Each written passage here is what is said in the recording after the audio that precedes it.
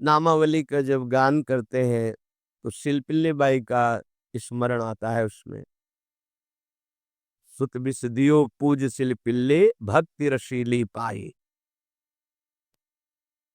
देखो कितना विश्वास होता है भक्त को, कैसा वो श्रद्धावान होता है। एक राजकुमारी और दूसरी एक जमींदार की पुत्री, दोनों को मित्रता थी। एक दिन राजा के यहाँ भगवत प्रेमी महात्मा आए। वो संत सेवी राजा थे। महात्मा जन आते रहते थे और महात्माओं का कार्य ही होता है निरंतर अपने प्रभु की सेवा और सुमिरन में मगन रहना। सेवा सुमिरन ये बहुत बड़ी सामर्थ्य है।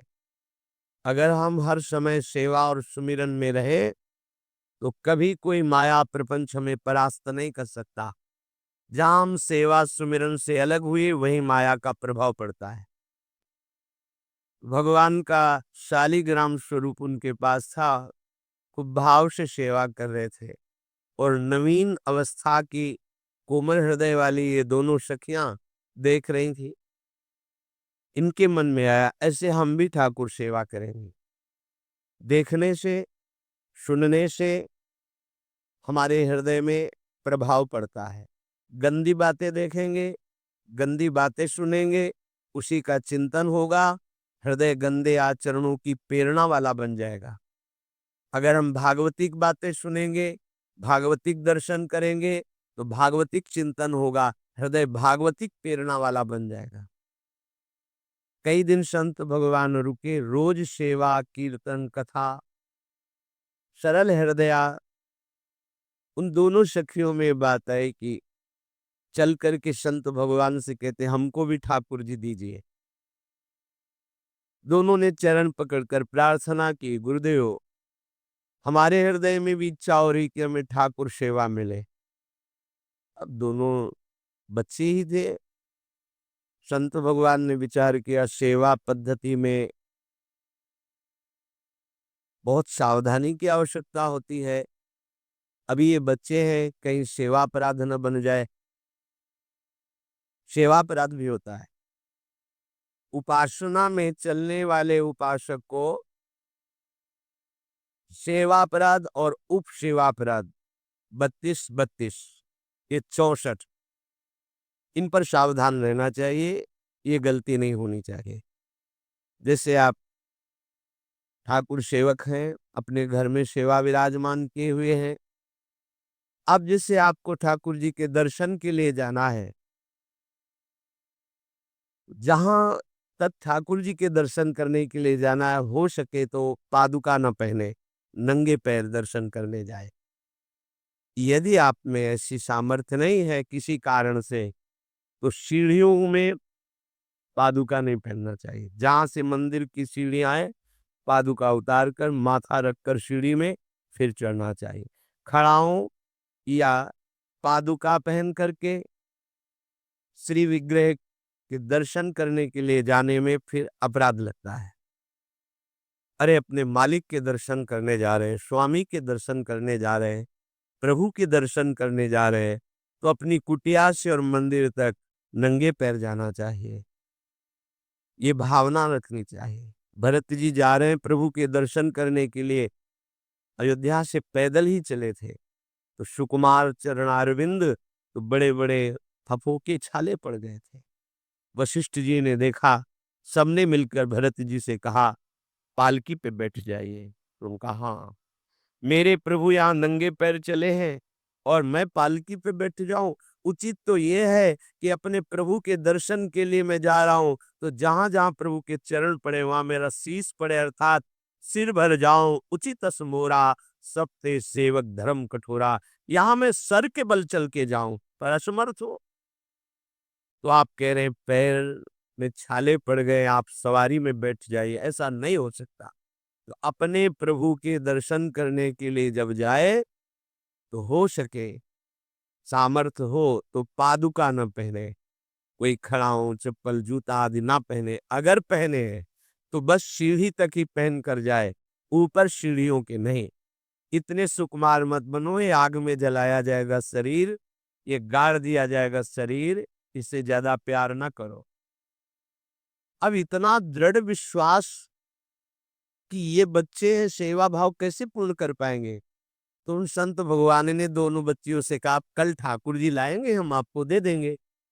तो गांव में घूमे तो आसपास गोले गोले से पत्थर मिले, पत्थर लाए दो, और कहा कि ये लो तुम्हारे ठाकुर जी हैं। दोनों को दिया। देखो, गुरु वचनों पर और गुरु प्रदत्त सेवा वस्तु पर कितना भाव होना चाहिए। उन्होंने दृढ़ विश्वास किया कि मुझे भगवान गुरुदेव ने दिया, ये भगवान है मेरे। दोनों ने अपने हृदय से लगाया। अब एक जमींदार की पुत्री थी, एक राजकुमारी, स्वर्ण के सिंहासन में, और उनका नाम रखा सिलपिल्ले ठाकुर।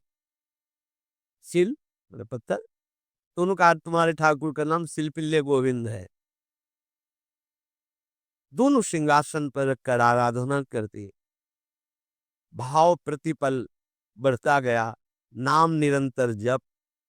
गुरु प्रदत्त ठाकुर पर विशेष चमत्कार हृदय में प्रकट होता है यदि उन्हीं की नियमावली से चलो।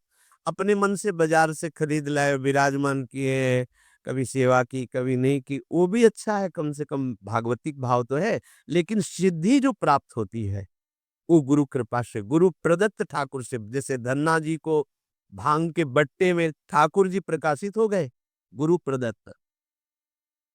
अब ये सखियां जब बड़ी हुई तो इनके ब्याह की बात है। तो जो राजकुमारी थी, उनका राजकुमार से किसी से ब्याह तय हुआ, ब्याह हो गया। अपने माता पिता से जब विदाई ली तो अपने ठाकुर जी को जो सिंहासन में थे, सिंहासन से एक सुंदर पेटी में से और गोद में रखकर, और अंदर ही अंदर जल रहे हैं कि प्रभु मैंने प्रीतम आपको माना है, संसार के व्यवहार में ये प्रीतम बना हुआ है, पर प्रभु हमारे प्रीतम दो नहीं हो सकते, हमने हृदय से आपको माना। इसी विचार में वो बड़ी उदास है। पहले पालकियों में ऐसा, राज सैनिक चल रहे हैं, पालकियों में वो बहू जा रही है और राजकुमार घोड़े पर।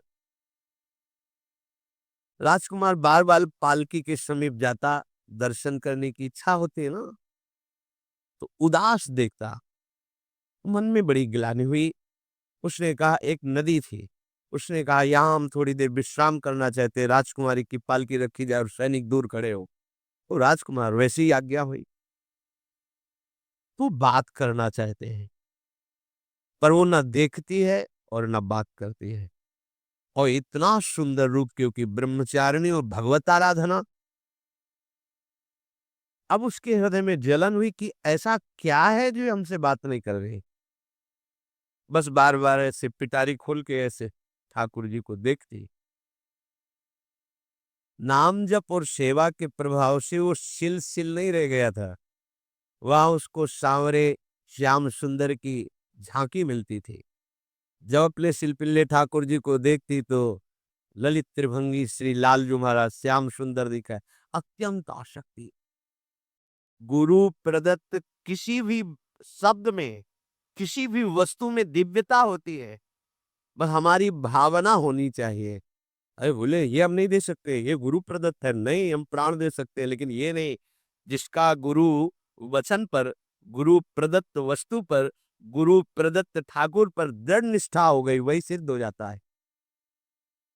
अब उसने समझ लिया कि पिटारी में जो कुछ है, यही हमारे और राजकुमारी के बीच में बाधा है। दो चार दासियों को बुलाया और कहा इनको बातों में उलझाओ, पिटारी पीछे हमें दो। और प्रवीण दासियां उनको विनोद भाषा में, हंसी मजाक में बात, लेकिन वो उदासीन, धीरे से गोद में पेटी थी, ले ली, हम लिए हुए हैं आप, बातचीत में सारा, और पेटी उनको दे दी। राजकुमार ने राजकुमारी से कहा यही पेटी तो हमारे आपके बीच में बात, फेंक दी नदी में।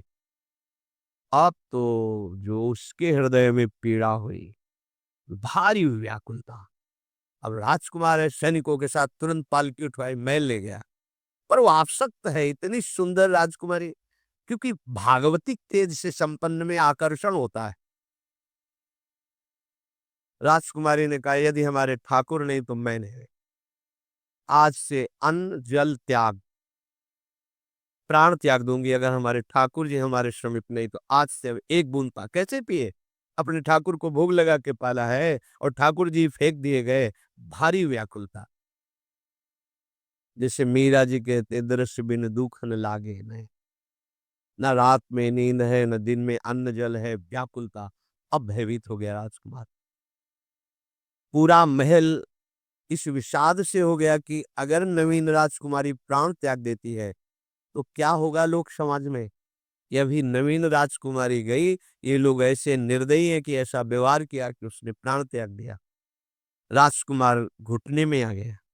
घुटने टेक कर राजकुमारी से कहा, मैं तुम्हें दुखी नहीं करना चाहता, पर मैं तुमको छोड़ भी नहीं सकता। अब हमें आप वो उपाय बताओ जिससे आप मुस्कुरा दो, आप प्रसन्न हो जाओ। उनका, हम अपने ठाकुर के बिना जीवित नहीं रह सकती। यदि आप में जीवित देखना चाहते तो हमारे ठाकुर जी ला के दो।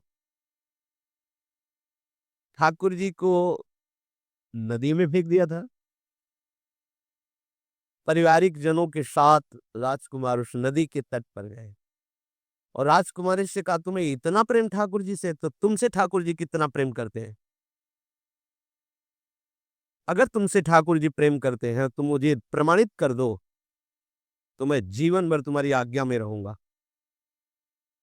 अच्छा, तो तुम ये देखना चाहते हो कि ठाकुर जी हमसे कितना प्रेम करते हैं? हाथ फैलाया और आर्त भाव से पुकारा कि गोविंद, अब आपके बिना मैंने जीवित नहीं रहना। अंदर से ये ही प्रार्थना की तो जल से सिंहासन सहित सिलपिल्ले भगवान जैसे कोई वायु के प्रवाह में आ रहा हो, ऐसे आए और छाती से चिपक गए। पूरा परिवार राजकुमार ये देख रहा था। हृदय से ठाकुर जी चिपक, जीवन भर के लिए दासत्व स्वीकार कर लिया और कहा, जैसी आप आज्ञा करोगे। जैसे मीरा जी, जब राणा जी से ब्याह हुआ तो प्रथम मिलन की रात में मीरा जी ने कहा, सावधान,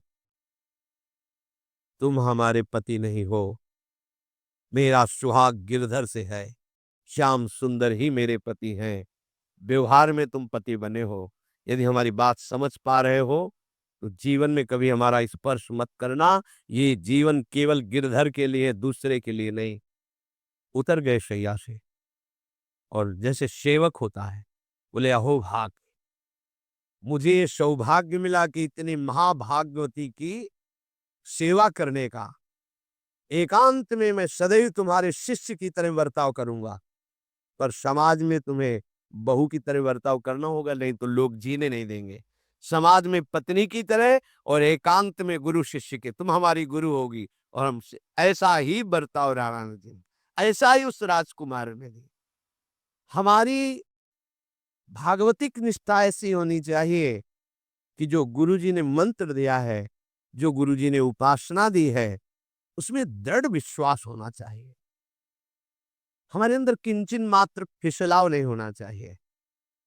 और आगे जो महामहिम सूत्र है, जब तक हमारा मन प्रभु में समर्पित ना हो जाए तब तक पाप होने की संभावना होती है। बड़े बड़ों से चूक हो जाती है। इसमें ये नहीं कहा जा सकता कि हम इतने वर्ष से साधन में लगे, हमसे चूक नहीं होगी, ये तो भूल जाना। बड़े बड़ों से चूक करवा देना माया का कार्य होता है, पर जिनका मन प्रभु को समर्पित हो गया है उनसे चूक नहीं हो सकती। इसलिए जो अगला सूत्र वर्णन किया कि जितने भी पापाचरण होते हैं वो सब मेरे से होते हैं, ऐसा उपासक दृढ़ निश्चय करे। ऐसा नहीं कि पापाचरण भगवान से, भगवान करा रहे हैं। जिन लोगों का एक प्रश्न होता है कि जब सब कुछ भगवान करा रहे हैं, भगवान की इच्छा के बिना पत्ता भी नहीं हिलता, तो जो हम पापाचरण, गलत आचरण, वो भी तो भगवान ही करा रहे हैं। इस विषय को समझना है।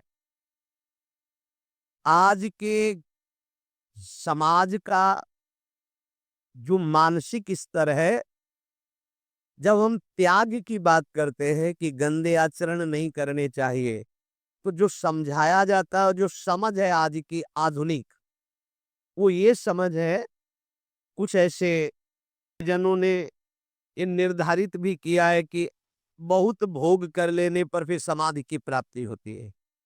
अगर ऐसा होता तो लाखों लोग समाधि को प्राप्त होते, लाखों लोग बिना साधना के। क्यों? बचपन से लेकर के पूरे जीवन तक भोग ही भोग रहे, सब समाधि में पहुंच जाते।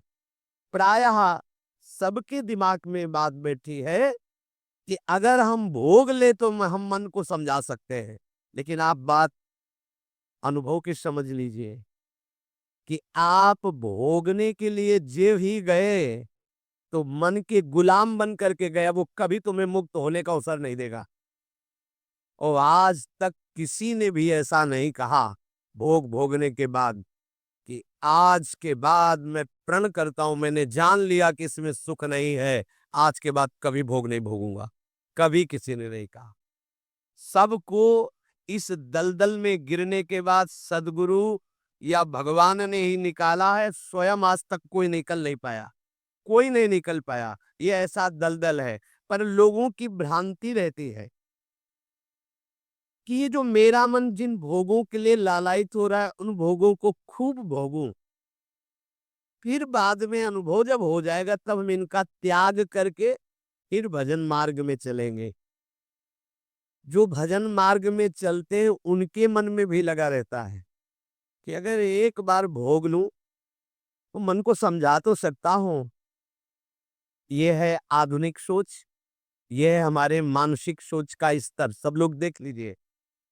अब भागवतिक सोच और शास्त्र सिद्धांत का जो मत है वो ये है, ये डंके की चोट से गाया गया है और इसी मार्ग में चल करके समाधि को प्राप्त हुए महापुरुष। एक भी कोई ऐसा समाधिस्थ महापुरुष बता दिया जाए विश्व में जिसने भोगों के भोगले के बाद समाधि को प्राप्त हुआ हो। जैसे हम भोजन कर लेते हैं तो लगता है कुछ नहीं, लेकिन 6 घंटे व्यतीत होते होते पर्चा बन जाएगा कि ये चीज फिर चाहिए खाने को। ऐसे ही कोई भोग भोगने के बाद कुछ क्षण के लिए उससे विरति हो जाती है, ठीक है, लेकिन फिर कुछ मिनट होने के बाद फिर नई स्फुरना, नया संकल्प, नई क्रिया, नई भोग वासना सब हृदय में देख लो। इसके लिए किसी और से सलाह लेने की जरूरत नहीं है। इसलिए ये जो संतों का मत है, शास्त्र का मत है कि भोगों के भोगने से भोग वासना दृढ़ होती है, कामना बढ़ती है, ना कि शांति मिलती है। लेकिन आधुनिकता में भोगों को भोगने से शांति मिलती है, ऐसी धारणा बनी हुई है और ये गलत है। और ये इतनी गलत हो जाती है कि हम हत्या करने लगते हैं, हिंसा करने लगते हैं, पूज्य जनों के साथ दुर्व्यवहार करने लगते हैं। आज तक भोगों में इति नहीं हुई। देवयानी जी भगवान शुक्राचार्य जी की पुत्री है। वो इतनी सुंदर है कि कोई अप्सरा भी उनसे होड़ नहीं कर सकती, क्योंकि भगवान शुक्राचार्य की पुत्री जितेंद्री, पवित्र, भगवत आराधन संपन्न,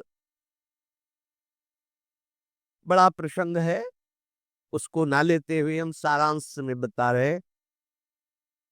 वृषपर्वा की पुत्री शर्मिष्ठा, ये असुर राजकुमारी है। दैत्यराज वृषपर्वा, उनकी पुत्री शर्मिष्ठा, और दैत्य गुरु भगवान शुक्राचार्य उनकी पुत्री देवयानी बड़े समाज के साथ जंगल में गई हुई थी। एक बड़ा दिव्य सरोवर था, उसी में सब राजकुमारियां स्नान कर रही थी। अचानक वहां से कोई महात्मा निकले तो जल्दी में सबने वस्त्र धारण किए। तो शर्मिष्ठा के वस्त्र देवयानी नहीं और देवयानी के वस्त्र शर्मिष्ठ। वो महात्मा निकल गए, वहां कोई उनको टिकना तो था नहीं। देवयानी ने देखा कि मेरे पवित्र वस्त्र, देवयानी ने वस्त्र धारण नहीं किया शर्मिष्ठा के, जो महात्मा चले तो देखा कि हमारे वस्त्र ये राजपुत्री शर्मिष्ठा धारण किए। तो उनका तुझे पता है मेरे वस्त्रों को स्पर्श करने का भी तेरे को अधिकार नहीं, तूने धारण कैसे कर लिया? तो उनका ज्यादा मत बोल, इतना गुमान करके मत बोल। जैसे सब सेवक पलते हैं मेरे महाराज से, ऐसे तेरा पिता और तू ही मेरे महाराज के द्वारा ही पोषित है, क्योंकि वो तो राजा है, सारी सेवाएँ वही देते हैं। ऐसा नहीं बोलना चाहिए, क्योंकि गुरु पुत्री है, आचार्य पुत्री है और सम्माननीय है, पर ऐसा वो बोल गई शर्मिष्ठा। देवयानी ने कहा, तुझे पता है, अगर मेरे पिता की दृष्टि बदल जाए तो 2 मिनट में देवता तेरे पिता सहित संपूर्ण राज्य को नष्ट कर देंगे। मेरे पिताजी के भय से ही देवता आक्रमण नहीं कर। शुक्राचार्य मंत्रवेत्ता है। ज्यादा बात बढ़ गई तो राजकुमारी का शासन चलता है। उसने कहा, इस गुरुपुत्री को उठाकर कुएं में डाल दिया जाए। और उस समय वस्त्र धारण नहीं की हुई थी, उनको उसी स्थिति में डाल दिया गया और वो चली गई। उसी समय शिकार खेलने के लिए महाराज ययाति चक्रवर्ती सम्राट तो आवाज सुनी। सैनिकों ने बताया कि कोई देवपुत्री है, दिव्य तेज प्रकाशित हो रहा है उनके शरीर से, और दूर से देखा है, ऐसा लग रहा है कि शायद वो वस्त्रहीन भी है। उन्होंने कहा, तुम लोग दूर जाओ, और स्वयं महाराज ययाति गए और उनको तो जब हाथ पकड़ के निकाला और अपने वस्त्र से उनको आवेष्टित किया, तो उन्होंने कहा कि हमारी आर्य मर्यादा है, एक बार आपने हमारे शरीर को देख लिया और हमारे हाथ को पकड़ लिया, अब आप हमारे जीवन भर के लिए पति स्वरूप है, ये स्वीकार कीजिए। तो उन्होंने कहा कि देवपुत्री, मैं तो आपका परिचय भी नहीं जानता हूँ, आप कौन है? तो उन्होंने कहा, भगवान शुक्राचार्य की पुत्री देवयानी। घुटने पे हो गए तत्काल।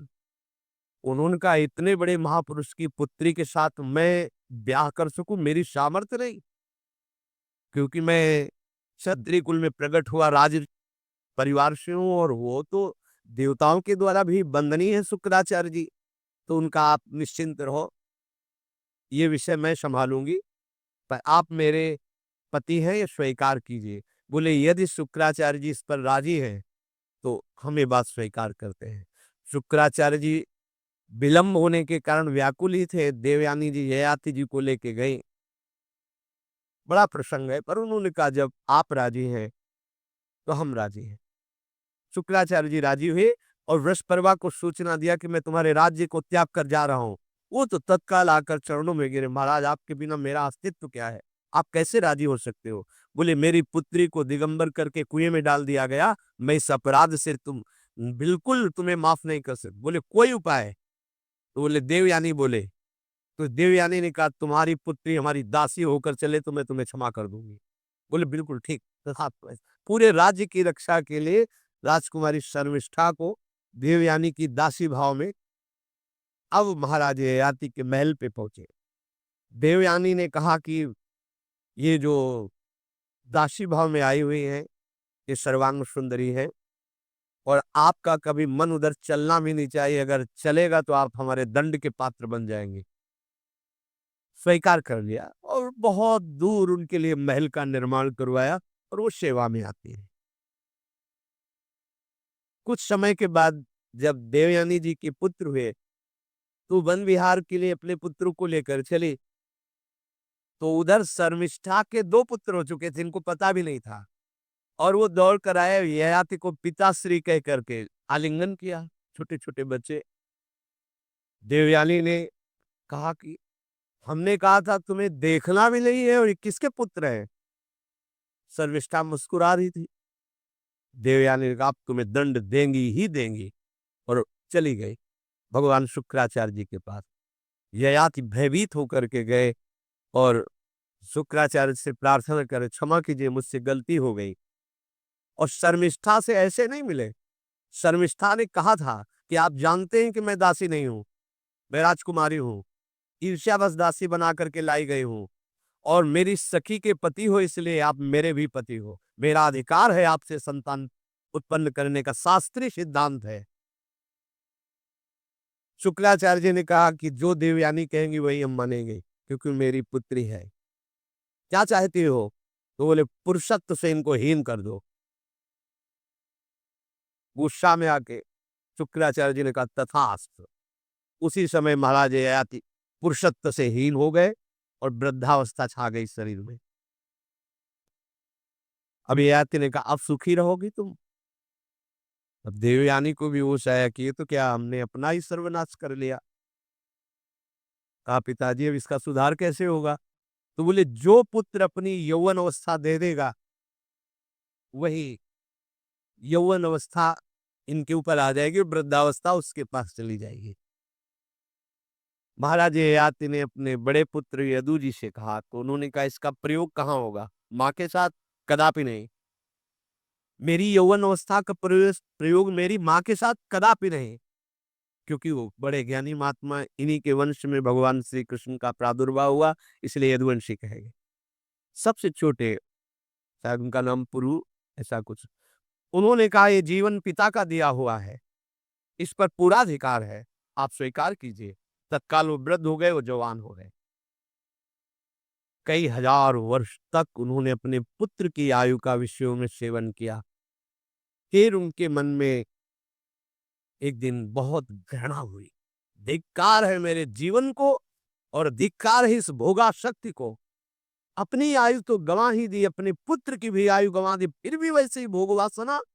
तो उन्होंने सबको शिक्षा देने के लिए बात कही, यत् पृथिव्यां व्रीह्यवं हिरण्यं पशवः स्त्रियः न दुह्यन्ति मनः प्रीतिं पुंसः कामः तस्य ते न जातु कामः कामानामुपभोगेन साम्यति हविषा कृष्णवर्तमेव भूय एवाभिवर्धते यदा न कुरुते भावं सर्वभूतेष्वमङ्गलं समदृष्टेस्तदा पुंसः सर्वा सुखमया दिशा या दुस्त्यजा दुर्मति भीर्जीर्यतो या न जीर्यते तां तृष्णा दुःख निवहाम शर्म कामो द्रुतम त्यजेत। जिसका हृदय काम से व्याकुल हो गया है, उसको त्रिभुवन की सारी सुंदरी स्त्रियां दे दी जाए, जो धान स्वर्ण पशु सब वैभव, तो भी वो कभी तृप्त नहीं हो सकता। ये महाराज ययाति का अनुभव। त्रिभुवन की विषय भोग भोगने से भोग वासना शांत नहीं होती, वरम और प्रबल हो जाती है। जैसे घी की आहुति डालने पर आग भड़क उठती है, वैसे ही भोगों को भोगते रहने पर भोग वासनाएं प्रबल रूप धारण कर लेती और वो इतना कमजोर हो जाता है कि सोचता है मैं इसके बिना जी नहीं सकता। जब मनुष्य किसी भी प्राणी से राग कर बैठता है, तो उसके हृदय की सामर्थ्य नष्ट हो जाती है। किसी भी, देखो ना, छोटे छोटे नशाओं में इतना हम आसक्त हो जाते हैं, अब हम इसके बिना जी नहीं सकते। किसी भी वस्तु का जब हम भोग करते, इसके बिना जी नहीं सकते। इसलिए सबको संदेश महाराज ययाति देते हैं, यदि तुम अपनी कामना को शांत करने वाले, रोकने वाले बन गए, तो दसों दिशाएं तुम्हारे लिए सुखमयी हो जाएंगी। विषयी पुरुष को तृष्णा रात दिन जलाती रहती है, बहुत भोग भोगने पर भी वो कभी शांति या तृप्ति प्राप्त नहीं कर पाता। इसलिए जब हम भगवत मार्ग में चलते हैं, तो ये तृष्णा और कामना, ये डाइन की तरह हमारे हृदय में लगी रहती है। तृष्णा, भोगे हुए भोग को बार बार भोगने की इच्छा। कामना, सुने हुए देखे हुए भोगों को भोगने की इच्छा। तो उपासक जब तक अपने मन को प्रभु में नहीं दे पाता, तब तक मन ये धोखा दे देता है। इसलिए बहुत सावधान रहना चाहिए। प्रभु की शरण में हो करके नाम जप करो और सदैव गुरुजनों की आज्ञा पर रहो, तो ये काम, कामना, वासना, ममता, आसक्ति, राग, द्वेष, ये तुम्हें बांध नहीं पाएंगे। इनकी कृपा से आपको भगवत साक्षात्कार हो जाएगा। गुरु वाणी, संतों की वाणी, ये हमारा जीवन बन जाए। अगर ये जीवन नहीं है, तो फिर मन हमें ऐसी जगह फंसा देगा जहां से हम निकल नहीं पाएंगे। इसलिए सावधान होकर जीवन व्यतीत कीजिए। बड़ा अमूल्य जीवन है। अमूल्य जीवन का लाभ है भगवत प्राप्ति, भगवत साक्षात्कार। श्री राधा वल्लभ लाल की।